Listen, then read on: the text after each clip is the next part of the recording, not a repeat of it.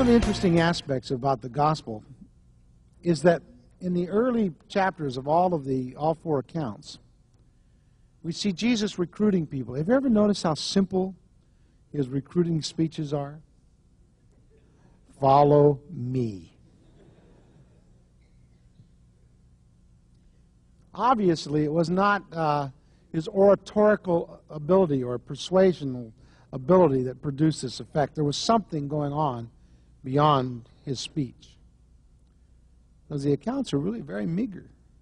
And when you think in terms of men and women being ripped right up out of their lives, walking away from their tools. In one case, Matthew walked away from his bank.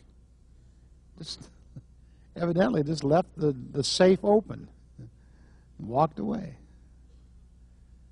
4 of the apostles walked away from their jobs as fishermen. Just left the boats and the equipment and everything lying there.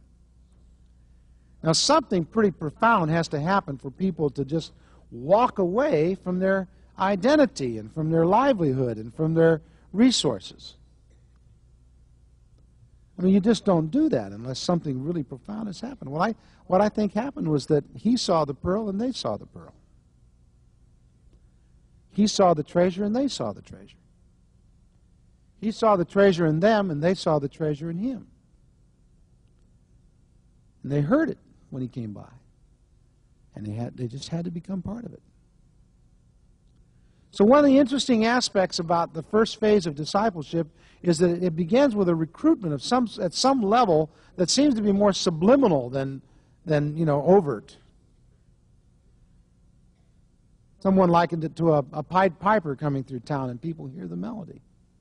Or a drummer that comes through and we end up marching to a different beat.